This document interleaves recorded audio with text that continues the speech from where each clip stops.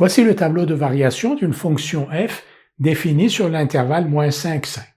Donc voici le tableau de variation, x varie de moins 5 à 5, et cette fonction f est donc croissante sur l'intervalle moins 5, moins 1, elle est décroissante sur l'intervalle moins 1, 2, c'est la flèche qui descend, et elle est croissante de nouveau sur l'intervalle 2, 5. On nous pose un certain nombre de questions, donc il faut déterminer les réels ou les signes manquants ici. D'abord, f de moins 4, donc on nous demande un encadrement de f de moins 4. Moins 4, donc on va le positionner sur le tableau ici, au niveau de la ligne des x. Moins 4, il est ici, il est entre moins 5 et moins 1. Comme c'est la première question, on va détailler un peu ce que l'on va faire. Donc moins 4 est compris entre moins 1 et moins 5. F est croissante sur l'intervalle moins 5, moins 1, auquel ces trois nombres réels appartiennent. Moins 5, moins 4 est dedans et moins 1 aussi. F est croissante, donc F conserve l'ordre.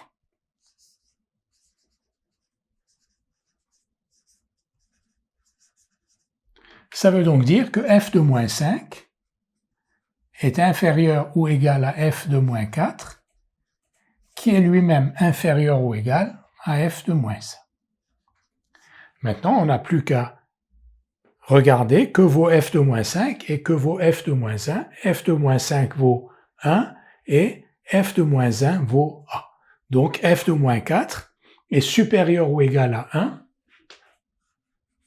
et inférieur ou égal à petit a. F de 0 maintenant. On ne va pas à chaque fois refaire ce raisonnement, on va le faire implicitement, mais plus rapidement.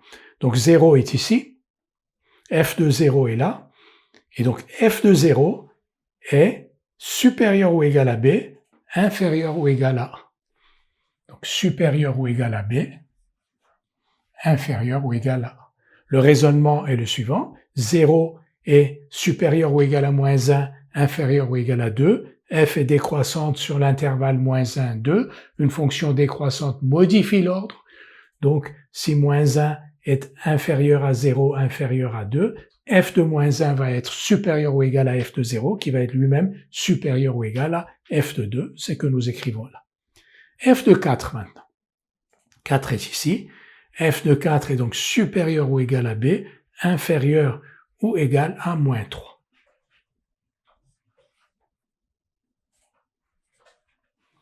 On nous demande ensuite de comparer a et moins 3.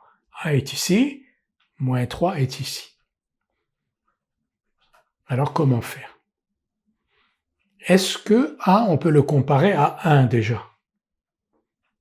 Et ici, la fonction est croissante, donc a est supérieur ou égal à 1. C'est-à-dire que f de moins 1, comme la fonction est croissante sur l'intervalle moins 5, moins 1, f de moins 1 est supérieur ou égal à f de moins 5. Donc a est supérieur ou égal à 1. Je vais l'écrire ici.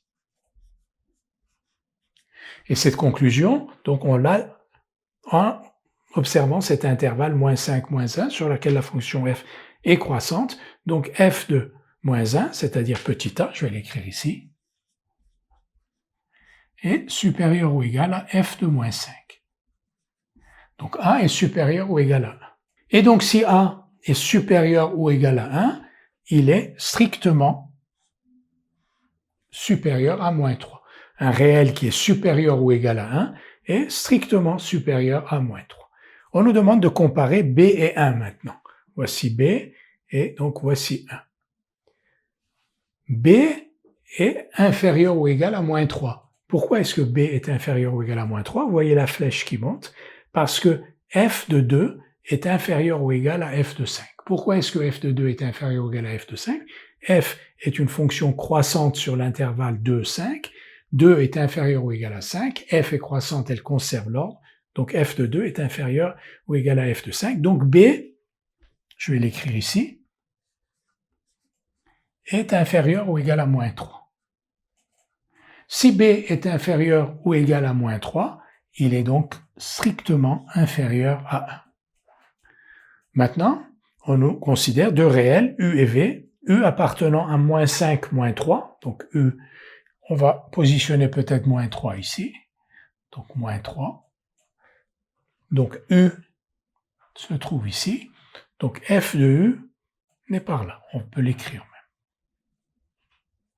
Et V, lui, il est entre 3 et 4, donc 3 est ici, 4 est ici, V est ici, et F de V est là.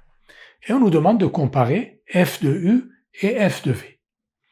Et on voit tout de suite que F de U est supérieur à 1, parce que U est supérieur ou égal à moins 5, donc F de U est supérieur ou égal à F de moins 5, parce que F est croissante, et on voit tout de suite que donc F de U est supérieur à 1, et que F de V est inférieur à moins 3.